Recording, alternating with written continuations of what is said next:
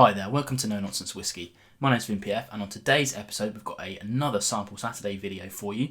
These ones are usually a bit longer form, involving more than one whisky, mostly dealing with samples that I've received from either kind of friends or PR samples or whatever. Today I've got a set of 3 whiskies that were sent over to me by GlenAllachie, and this is their new Wine Cask Series. They're calling it Batch 1, so hopefully they're going to do more things like this in the future. So yeah, these videos tend to be a bit more longer form, less editing. I kind of leave in the mistakes and things like that. So this is more of a kind of extra video rather than a kind of a proper review. In any case, let's get into these and see what we've got. I've poured these out ahead of time. I've kind of nosed them a little bit, but nothing too major. The general vibe of these sample videos is to really just check things out for the first time and just let you guys know about new stuff that's kind of coming out and happening in the whiskey world. So these are kind of relatively new releases. We've got an 11-year-old, a 12-year-old, and a 13-year-old. Let's just turn that guy around. Mistake number 1, love it. So yeah, 11, 12, 13-year-old, which is pretty cool. They're all 48%. They're all natural coloured. They're all non-chill filtered, which is all things that we like.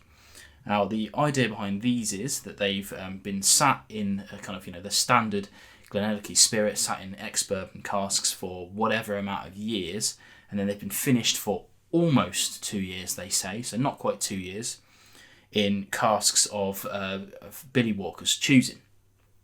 They're all different casks, obviously having wine in them previously, and we'll sort of go into each one very briefly in turn. I'm not a big kind of wine fan. I do like wine, but I, generally speaking, have no idea what I'm drinking, and I either like it or I don't when it's in the glass. When I'm standing in front of the wines in the supermarket, I have really no idea what I'm doing with wines. So yeah, let's get into these whiskies and see what we've actually got in the glasses and see if they're any good. I should say as well before we start that these are all different prices, but they're all relatively close. There's only a fiver in it. It starts at £59 UK, obviously, and then jumps up to like 61 and then £64. So realistically, when you're choosing your whiskey, if you've decided to pick one of these, if you're picking all 3, then fair play to you.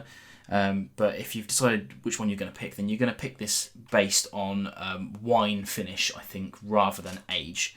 There's not much in them in terms of years, and the influence is going to be fairly minimal, I would think, in terms of the years in that ex-bourbon cask. So yeah, when you go through these, you kind of have to think about the specific wine finish and go from there, I think. So yeah, the first one then. Now this is the 11-year-old, and this is the Grattamacco wine cask finish. Now I did a brief Google because that's a wine I'd never heard of, and it turns out it isn't a wine. It's a winery in Italy. So I don't actually know what kind of wine went in this beforehand. I'm sure there's some information online, but these Sample Saturday videos are a bit less researched than my usual video types. In any case, what it has done is given this whiskey a very interesting kind of rose gold colour, which is not something you see very often on whiskies that aren't wine cask finished in any case. But yeah, so it looks quite nice, I think. Let's get onto the nose on this one and see what we've got. Now for me, the standout, absolute standout, is toffee. Bags and bags and bags of toffee. There's some other things going on there, some slight honeys, a bit of citrusy stuff going on. But, this is literally unwrapping a little wee toffee or something like that. It's crazy. Let's get onto the actual palate.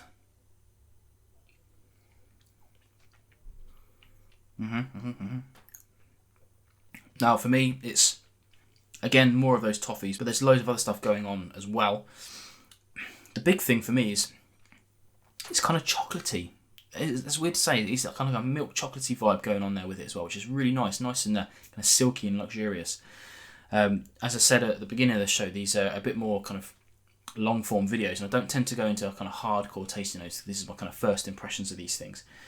Let's get on to the next one as well and see what we've got. You'll notice I'm not cleansing in between each one, but for me, that's just to try and ascertain the differences between these rather than the similarities, which it's a thing you should try. If you haven't tried this before, make sure you try it, because what I kind of think is like, imagine like sound waves that are the same, they kind of cancel each other out. So if you don't cleanse in between a tasting like this, what you'll do is cancel out notes that are similar, and then you can taste the differences. A top tip from me. So on to the next one then. So this is, I should show you the bottle as well. This is a 12-year-old, and this is a Sauternes wine cask. Now I'm pretty sure, probably should have looked this up, but I'm pretty sure that this is Sauternes wine. It's like a dessert wine that's based on something called kind of noble rot or royal rot or something like that, where it's like strawberries or some such that have been allowed to go off to a certain extent, and they make their wine from that. Probably grapes, not strawberries. Not sure where I got strawberries from. This is just some kind of weird mind bank thing going on. But yeah, it's kind of fruit that's been allowed to go off a little bit. Last time I tried a Sauternes finish, I really enjoyed it. So let's get into this one and see what we've got. Again, natural coloured, so rather than the rose gold of this, I'll show again. For me, it's a bit more actual golden in colour, which is cool. Not making any comments on that either way, it's just cool. Let's have a look on the nose. So this is a lot more juicy than the previous one. It's kind of like, rather than toffee led, this is more like honey led. And like really juicy, it's like a kind of grapefruit vibe to it. Lovely. Let's have a go on the palate.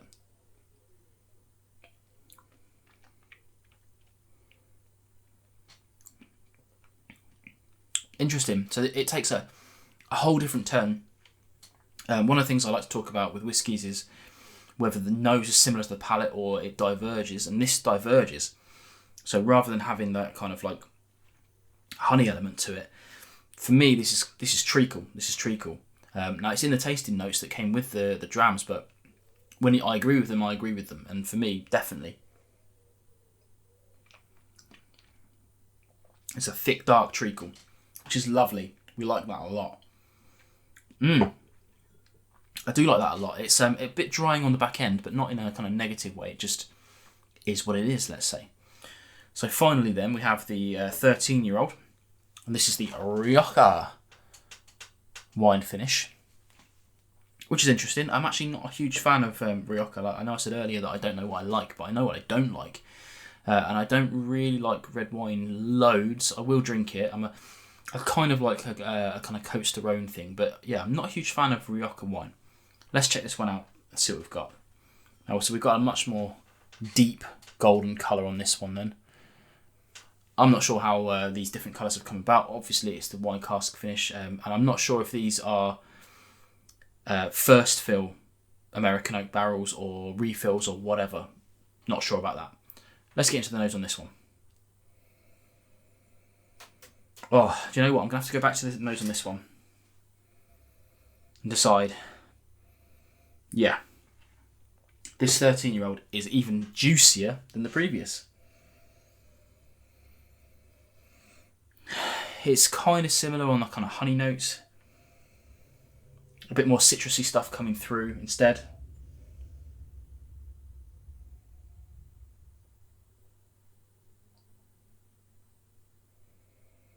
Really nice nose. Let's have a look on the palate.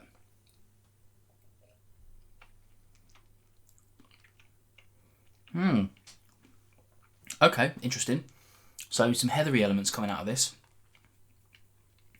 Trying to decide. Let's have another sip. This is a complicated one.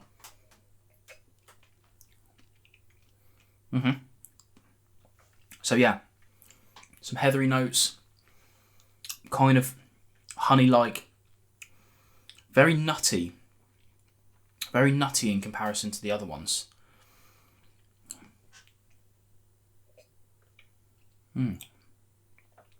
I really like that. That's very nice. Very nice indeed. Yeah, it's kind of like, it doesn't seem as juicy on the palate. It was more juicy on the nose, but it seems less juicy on the palate. But there's that kind of like drying nuttiness on the back end of it that's different, I would say, than the other two. Different. Now, let's have a look at what I think is my favourite. I'm trying to decide on the spot, genuinely trying to decide on the spot. Now, different occasions are going to call for different favourites, absolutely. The most complex one, I think, is the 13, the Rioja. And if I'm after that sort of vibe, I think that one would be my favourite. Then I'm going to have to say I really enjoy, as an overall package, the juiciness of the Sauternes, the 12-year. That's not to say I don't like the 11, because I really do. They're all really good whiskies. But those will be my preference of the two. And I would alternate between which one I preferred on a very regular basis, maybe even within the same evening, depending on how my mood was going that day. I essentially think it was whether I'd want to sit down with a whiskey and just enjoy it and drink it, or if I really want to sit there. You know, sometimes the mood takes you and you want to kind of like delve into a whiskey and see what it's all about, and you don't just want to be drinking something when you're watching TV or whatever. You want to sit there with the glass and leave it out and make a whole thing of it. I think the 13 is going to be your friend there, because there's a lot more going on here than I've alluded to on this video today. But yeah, the 11 would be a perfectly good addition to that moment where you just want to kind of enjoy a whiskey. Exactly that. These two are definitely kind of those enjoy whiskies. A little bit more complex, this one, I think. That's kind of my verdict on these things. 3 excellent whiskies from GlenAllachie, but then why would we expect anything less? I know I haven't covered many on the channel, but the ones I have covered have all been superb. The 15 I covered fairly recently.